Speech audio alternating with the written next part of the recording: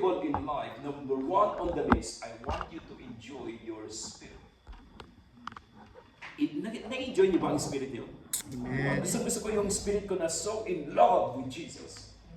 So in love with the Word of God. Kaya yung mga Bible ko ang dudumi na. Maganda pang standard yun. Madudumi na Biblia, malilinis sa puso. Amen. Ang linis ng Bible. Madaming puso. At times there is truth in it.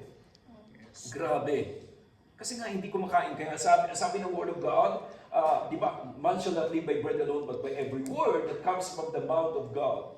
Dapat lagi tayong kumakain ng salita ng Diyos. Si Ezekiel, napagsabihan ni God na, I hate your cleanness of teeth. Ayaw pala ni God ng malilinis na ngipin. Bakit, Lord? Ayaw mo nang nagtututbrush? It's not that. Pag malinis ang iyong ngipin, ibig sabihin, wala kang kinain. Are you there? Doon, minsan may lumapit na, uy, alam ko kung ano ang ulam nyo kanina. Grabe, ginataang malunggay. Grabe ka. 2 araw, 2 days ago na yan. What?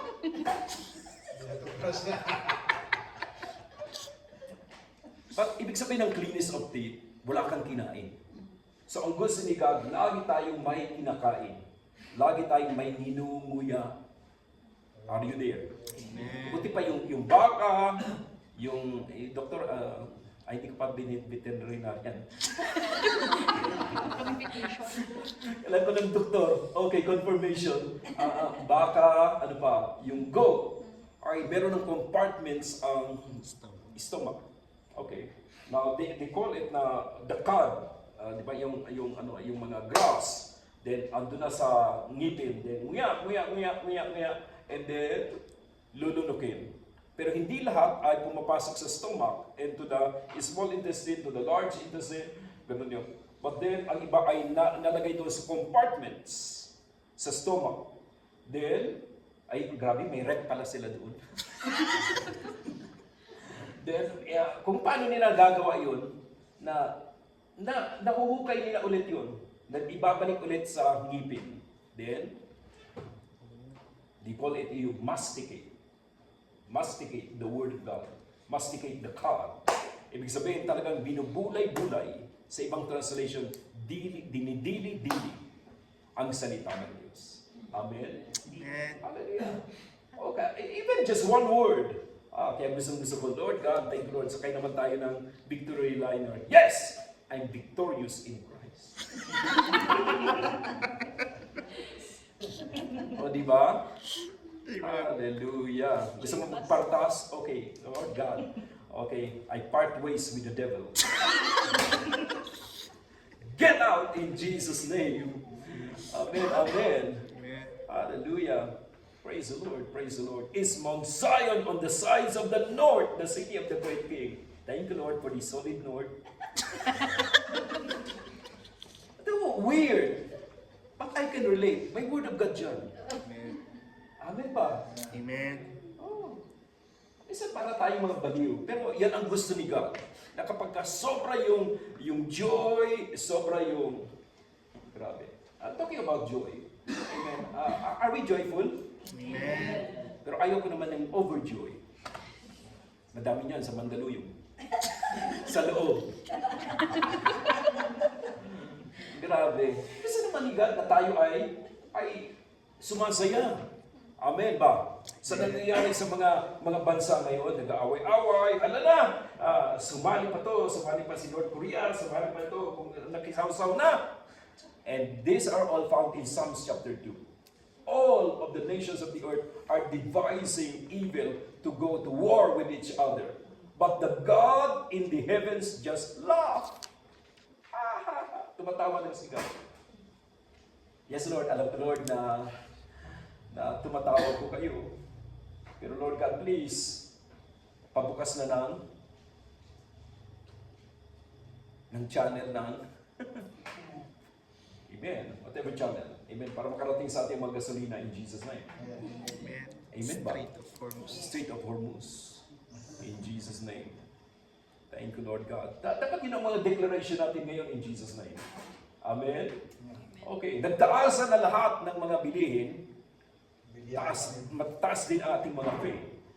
In Jesus' name. Amen. Hallelujah. I like Pastor Elmer. Hindi na tumingin ako, doon tayo sa ordinary, ganito, ganyan.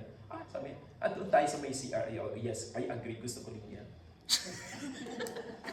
Amen, amen. One time, pag nagkataon, thank you, Lord God, sleeper bus. O diba? At least maramdaman nyo naman kung paano makasakay sa parang funeral car. O diba?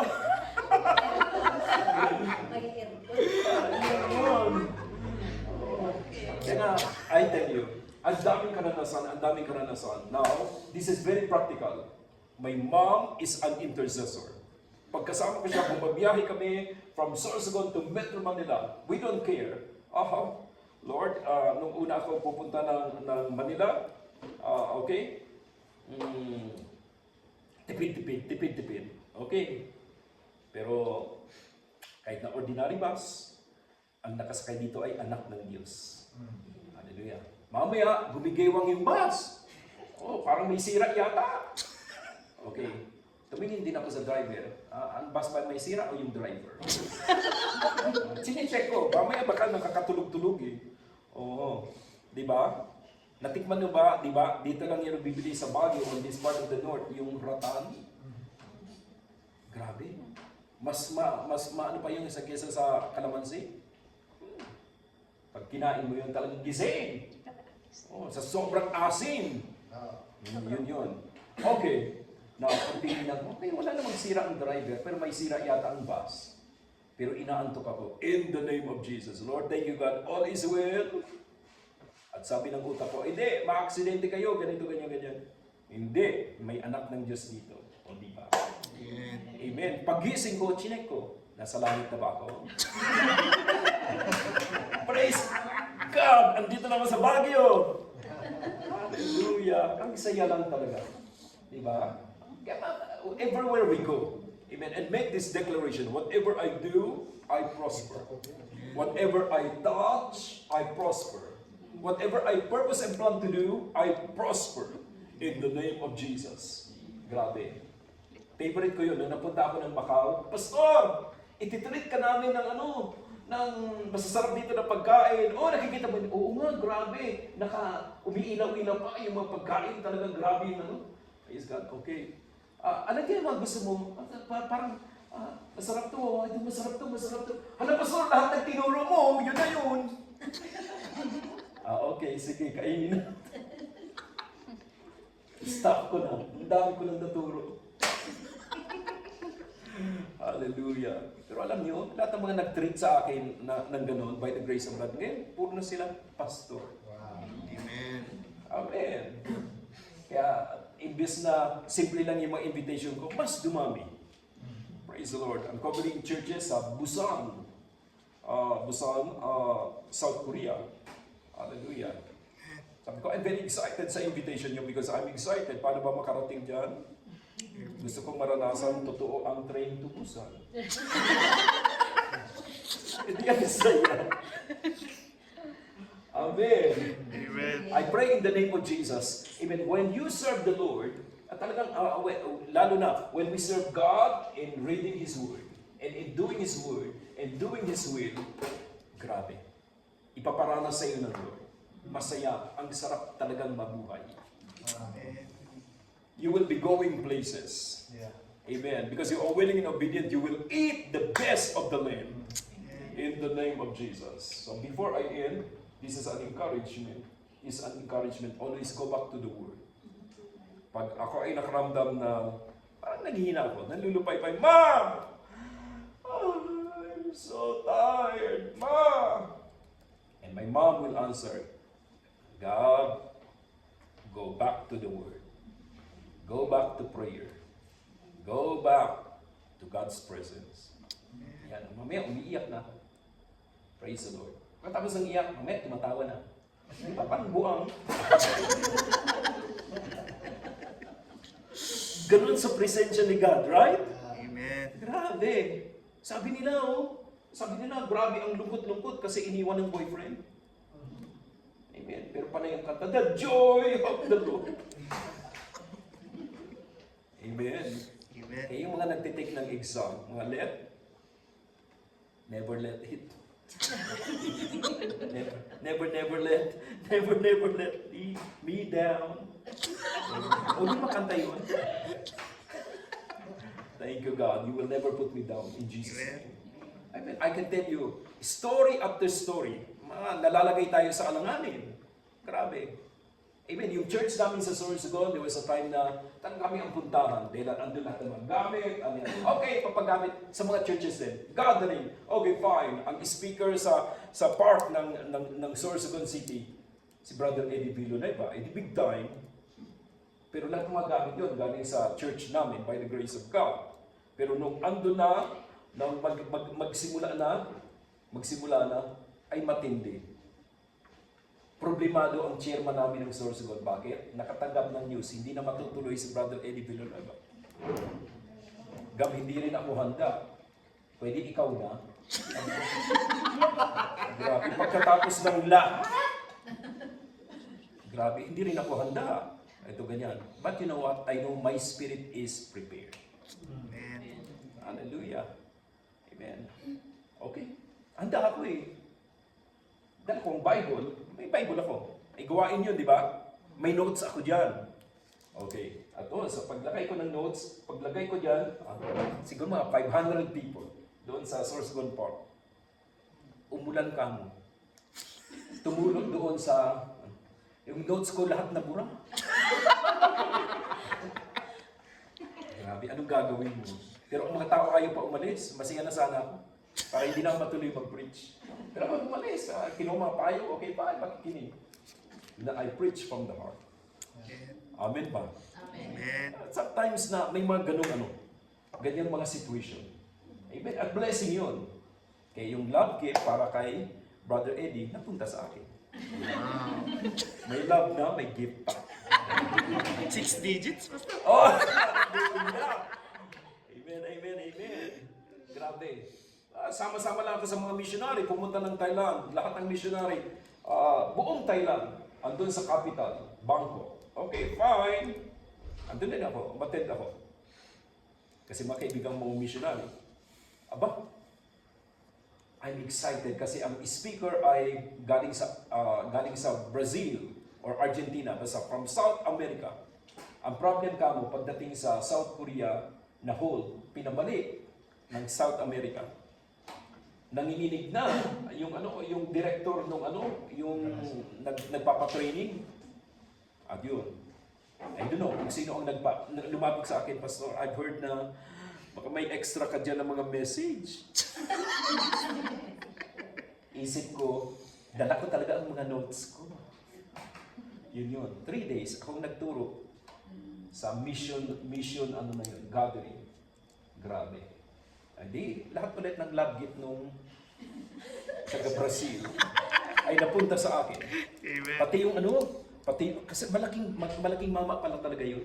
Pinaghandaan nila ng damit na tie, silk talaga. Ganon. Sabi ko, oy, malaking mama talaga yun. Ay, thank you Lord sa kumot na to. Thank you. Grabe. So, ganon talaga. Minsan nalalagay ka talaga sa mga alanganin. Hello? Ganun nila, sabi ng Word of God, I will never leave you. I will never forsake you. Amen. In the name of Jesus. Amen. At dagdagan mo pa, God will make a way where there seems to be no way. Amen. Amen. Thank you, Lord. So, last story ko na lang. Amen. I'm very blessed. Amen. Nakilala sina Pastor Elmer and Pastor Adoyan. The time they were not yet pastors. I even encourage them, ano pang hinihintay niyo? Naghahanap pa ba kayo ng iba? Hindi pa ba kayo sa isa't isa? Nasaan na kayo? Siya pala rin. Ewan ko kung sino ang may verse na, are you the one or shall I seek for another? Wow! Scriptural! Okay! Now, thank God, nakapag-pioneer kami dito sa Baguio by the grace of God. Pero one time, meron pa pioneer. Ang blessing na pinapamasahe ko papunta dito, my friend ako na Katoliko na taga GMA. Kasi nagbi-minister ako sa GMA RT Center. Okay, fine. Sabi ng secretary, Pastor, I have a blessing for you. Hawakan mo na itong 500 pesos. Oh, yes, Lord. Hallelujah. Amen. Papasahin ko na yan. Pabagyo. At, ay, hindi lang basta. Bumaba ka doon. Ay, mag-grocery ka. Yun. Minsan, worth 500. Tapos mamaya, okay, mamimili na ako. Another 500. Pagpunta ko doon sa cashier, sir, worth 500 lang to. Pumili ka daw ng mga kailangan mo, worth 1.5. Eh di wow. Amen. Walang katapusan talaga, unlimited. Amen. Oo, bit-bit ko yan, nadadala ko pa yan dito sa Baguio. Pero pag pauwi na, grabe, blessed na blessed ako. Kasi binibigyan nila ako ng grabing gulay. Pero hinihintay ko, asa ng pamasahe. Those are our beginnings. Nag-iisip na ako, magbibenta ako ng gulay. Sure ka na, Pastor? Sure ka, Pastor, na, okay, oo, hindi ko masabi, wala akong pamasahe. Pero because I know my God has, praise God, may karanasan talaga ako na ganyan. Na, Lord, amen, ano ba? Paano ba yun? Kalahati lang ng upuan, di ibig sabihin kalahati lang ibabayad ko. O doon na lang sa lapad, ay naranasan ko talaga na umakyat dito na talagang sa floor. Oh, but okay lang yun. Pero ito kamo, kailangan mo talagang magbayad. Okay, naghintay-hintay pa ako. Wait, nasa scripture pa, wait upon the Lord. Yes, Lord, wait pa more. Wait pa more. Mamaya may nakakilala sa akin, Gab! Uy, Amiel! Grabe, he's my best friend nung kindergarten. Hindi ko talaga makalimutan kasi kabali-bali ko yun. Ngayon, sabi niya, uy, ba't nandito ka sa Baguio? Sabi ko, nagbe-mission kami dito, makapag-raise ng church. Yan, ikaw Amiel, ba't nandito ka? Kasi magdo-doktor na ako. Matutuloy na siya sa Amerika. Naku, Gab! Grabe, ngayon lang daw tayo nagkita. Kwento-kwento ka kami. Uwi ka ba? Uwi ako ng Manila. Basta tara na, andyan na yung baso. Sakay na tayo. Sige, Amiel, mauna ka na. Grabe, marami pa tayong pag-uusapan. Grabe. Gab, tara na. Hindi, mauna ka na, Amiel. Hindi ko masabi na wala akong pamasahe. Eto, ano ba? Sige na, wala. Hindi man important kung sino mga hinihintay mo. Basta, magkatabi. Basta, ako na bahala ko. Yung pamasahe mo, ako na ang bahala. Sabi ko, tara. Ang saya lang talaga. Just say the word. And your servant will be healed. Ganyan yung mga karanasan ko talaga. By the grace of God. Talaga, the Lord will never put His people into shame. Amen. Kaya kapag tayo ay lumalakad, punuin natin ang sarili natin ng salita ng Diyos. Amen. Hallelujah. Grabe, pag nakita ko noon na, di ba niluloadan pa yung mga smart and everything? Ay, grabe talaga. Panay ang message ko, hindi nag-send, wala pa lang load. Now, thanks be unto God which daily loaded us with benefits, even the God of our salvation. Mamaya may pumasok na load.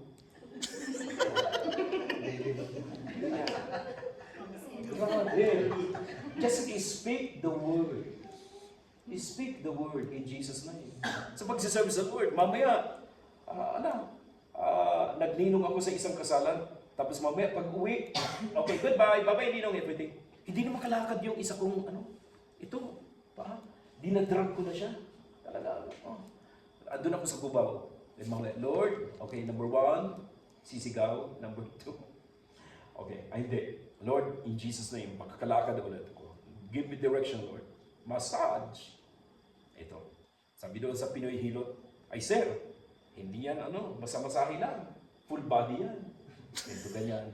Okay, pero sure ka ha, dapat makalakad ako. Sure, sir! Amen. Amen. Nakalakad na ulit ako. Grabe. That's why I tell you in Jesus' name, yung mga faith natin, kinakailangan ng meron ng action. In the name of Jesus, action time. Amen? Hallelujah, hallelujah, hallelujah.